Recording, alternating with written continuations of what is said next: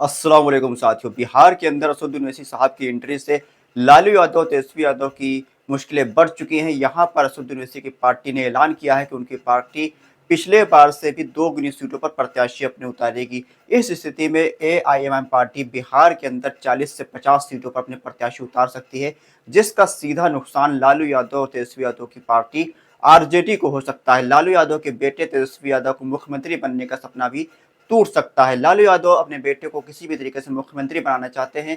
इसी सिलसिले में उन्होंने जब पिछले बार में पार्टी के 5 विधायक चुनाव जीत कर आए थे, तब भी बैरिस्टर असदुद्दीन ओवैसी साहब को फोन किया था और कहा था कि अपने विधायक आप हमको दे दें। इसका खुलासा एक इंटरव्यू के दौरान बैरिस्टर असदुद्दीन ओवैसी साहब ने भी किया था, लेकिन बैरिस्टर ओवैसी साहब ने कहा कि आप इस वक्त एक जेल में है, हम किसी जेल के कैदी से हम बात नहीं करेंगे। उसके बाद आप सब जानते हैं किस तरह से साजिशें कर कर, किस तरह से जोड़ तोड़ कर कर एमआईएम पार्टी के 5 में से 4 विधायकों को तोड़कर राजद पार्टी में शामिल किया गया था।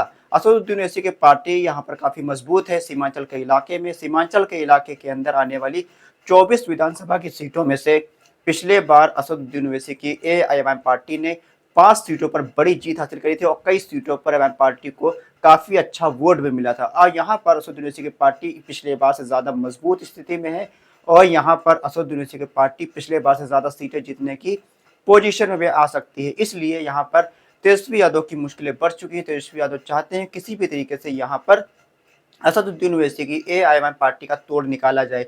कुछ लोगों का मशवरा यह है कि एमआईएम पार्टी को महागठबंधन में शामिल करना चाहिए। अगर तेजस्वी यादव महागठबंधन में एआईएमआईएम पार्टी को शामिल करते हैं तो उसका सीधा फायदा राजद को और महागठबंधन को होगा। इस स्थिति में राजद की पार्टी की सरकार बन जाएगी, महागठबंधन की सरकार बन जाएगी और तेजस्वी यादव भी मुख्यमंत्री बनने का सपना भी पूरा हो सकता है।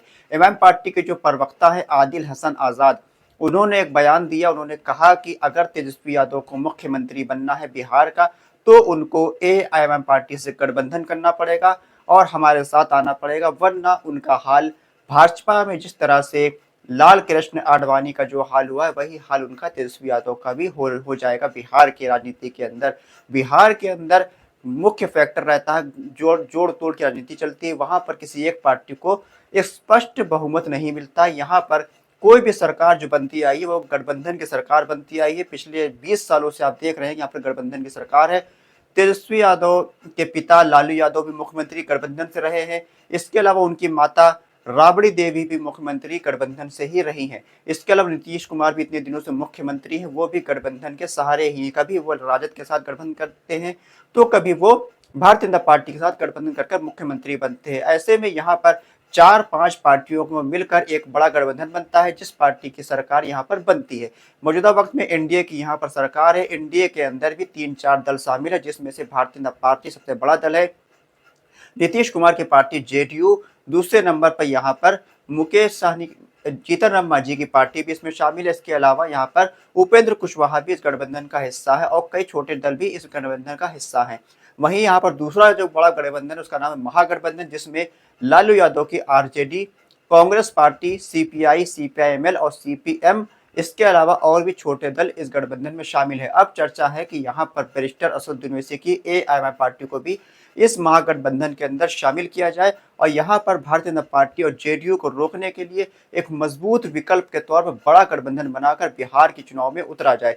अगर यहाँ पर यह गठबंधन नहीं बनता तो उस स्थिति में यहाँ पर एक बार फिर से एनडीए की सरकार बनने के चांस नजर आएंगे, क्योंकि पिछले बार की जो स्थिति थी उस स्थिति में यहाँ पर वो स्थिति नहीं है। इस बार चिराग पासवान भी एनडीए के साथ है, इसके साथ साथ उपेंद्र कुशवाहा भी एनडीए के साथ है, जो कि पिछले बार अलग थे। इस स्थिति में जाकर लालू यादव, तेजस्वी यादव की पार्टी और उनका महागठबंधन जो था वो 115 सीटें जीतने में कामयाब रहा था। लेकिन इस बार चिराग पासवान की पार्टी एनडीए के साथ है, जीतन राम मांझी की पार्टी भी एनडीए के साथ है, उपेंद्र कुशवाहा भी एनडीए के साथ हैं।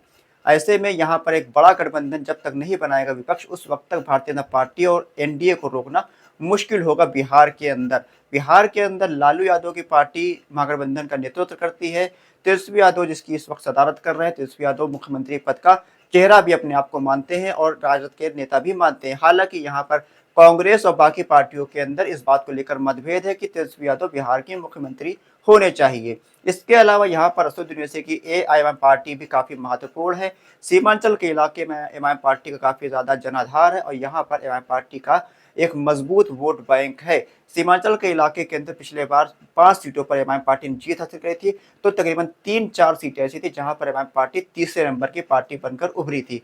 और यहां पर कई सीटों पर एमआईएम पार्टी की वजह से यहाँ पर कई मुस्लिम वोट भी डिवाइड हुआ था। मुस्लिम वोट एमआईएम पार्टी को बड़ी तादाद में मिला था और राजद और कांग्रेस पार्टी को मुस्लिम वोट कम तादाद में मिलता हुआ नजर आया था। इसीलिए यहाँ पर लोगों की मांग है कि एमआईएम पार्टी को महागठबंधन में शामिल किया जाना चाहिए। अगर एमआईएम पार्टी महागठबंधन में शामिल होती, उस स्थिति में एमआईएम पार्टी को 10 से 12 सीटें चुनाव लड़ने के लिए मिल सकती है। लेकिन अगर एमआईएम पार्टी महागठबंधन में शामिल नहीं होगी, तो उस स्थिति में एमआईएम पार्टी 40 से 50 सीटों पर प्रत्याशी अपना उतारेगी और यहाँ पर सबसे बड़ा जो झटका लगेगा वो लालू यादव और तेजस्वी यादव की पार्टी को लगता हुआ नजर आएगा। आपकी क्या राय है, एमआईएम पार्टी को बिहार के अंदर किसी पार्टी से गठबंधन करके चुनाव लड़ना चाहिए या फिर अकेले अपने दम पर बिहार के अंदर चुनाव लड़ना चाहिए? अपनी राय कमेंट बॉक्स में लिखकर जरूर बताइए। खुदा हाफिज।